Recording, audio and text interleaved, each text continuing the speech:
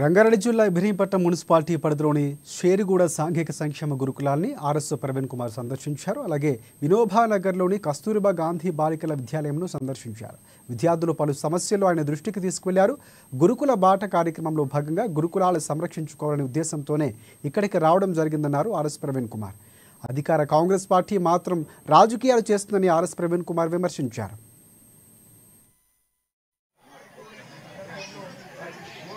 ఈరోజు నాతో పాటు డాక్టర్ ఎర్రోల శ్రీనివాస్, డాక్టర్ ఆంజనేయ గౌడ్, వాసుదేవరెడ్డి, అదేవిధంగా బీఆర్ఎస్ భారత రాష్ట్ర సమితి విద్యార్థి విభాగ రాష్ట్ర అధ్యక్షుడు కె శ్రీనివాస్ గారు, మేమందరం కూడా మరి అలాగే స్థానిక నాయకులు రాజ్ కుమార్ గారు, భరత్ కుమార్ గారు, రమేష్ గారు, మేమందరం కూడా ఈరోజు ఈ గురుకులాల సందర్శనకు రావడం జరిగింది. ఉదయం Hayathnagar centre of excellence చూడడం జరిగింది. రెండవది అది సాంఘిక సంక్షేమ గురుకుల విద్య. ఇక్కడేమో కస్తూరిబా గాంధీ బాలికా విద్యాలయాలు ఈ కాలేజ్ కూడా చాలా బాధాకరమైన విషయం ఏంటంటే నిజానికి కేటీఆర్ గారికి హృదయపూర్వక ధన్యవాదాలు చెప్తా ఉన్నాను. ఎందుకంటే నిజంగా వారు ఈ సాహసోపేతమైన నిర్ణయం తీసుకొని విద్యలో ఒక తరం నాశనం అయ్యే పరిస్థితి ఉన్నది. ఈ ప్రభుత్వం, ఈ కాంగ్రెస్ ప్రభుత్వం ఏమీ పట్టించుకోవడం లేదు. పై మెరుగులే దిద్దుతా ఉన్నారు తప్ప పిల్లలు విషాహారం తిని చనిపోతా ఉన్నా, పిల్లలకు రావాల్సిన చదువు రాకున్నా కూడా, లేకపోతే వాళ్ళకి రావాల్సిన యూనిఫామ్లు కూడా రాని పరిస్థితుల్లో ప్రభుత్వం మాత్రం వీటన్నిటిని కప్పిపుచ్చి మా మీద ఆధారం లేని ఆరోపణలు, మతిస్థిమితం లేని మంత్రులను ముందర పెట్టుకొని రేవంత్ రెడ్డి గేమ్ ఆడుతూ ఉన్నారు.